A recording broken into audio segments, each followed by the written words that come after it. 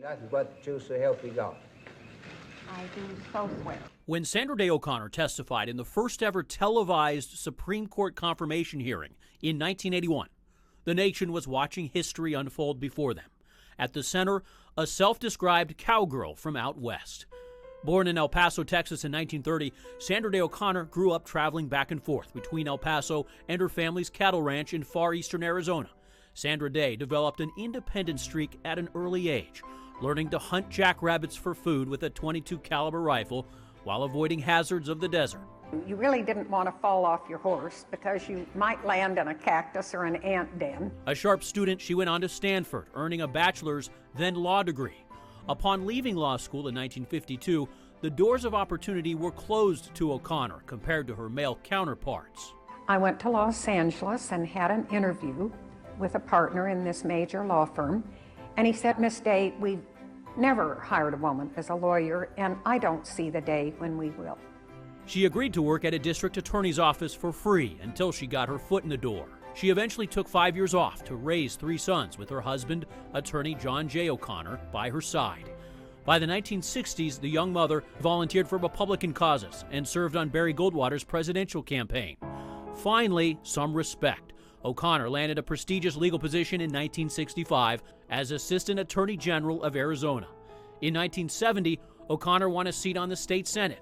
That's where she broke a major gender barrier, becoming the first woman in the country to serve as a state legislative majority leader.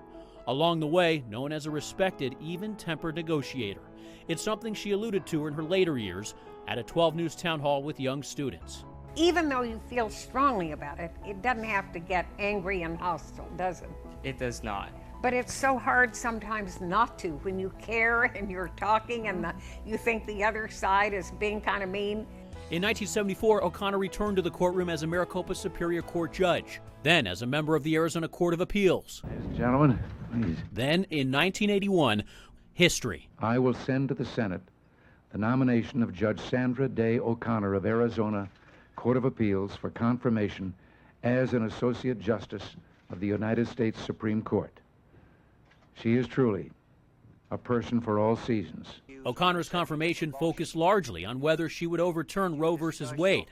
She was careful with her words. My own view in the area of abortion is that I am opposed to it as a matter of birth control or otherwise.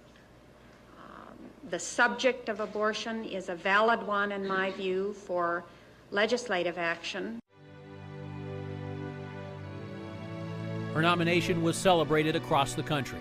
I had so much mail after my arrival at the Supreme Court. It would come in huge bags full. Women who would say things like this. I cannot begin to describe with what delight I viewed the surprising headlines in Chicago's newspapers the day of your nomination. I actually stood there with my mouth hanging open and an idiotic grin on my face. Over the next 24 years, Justice O'Connor became a swing vote on crucial cases, applauded by progressives for decisions relating to civil rights, environmental protections, and a 1992 case upholding Roe v. Wade.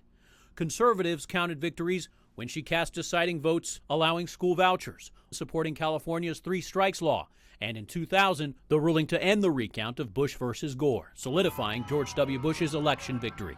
It helps if you explain why you think that. After retirement, Justice O'Connor used her prestige to speak about the importance of civic activism and cooperation. She spearheaded the education project iCivics.org, a website for students that teaches the 3 branches of government. Her nonprofit, nonpartisan O'Connor Institute works to build consensus and form collaborations on vital public issues facing the country. I think we have a problem in our country today with civil discourse. A high school in Glendale, the law school at ASU, and the federal courthouse all bear her name.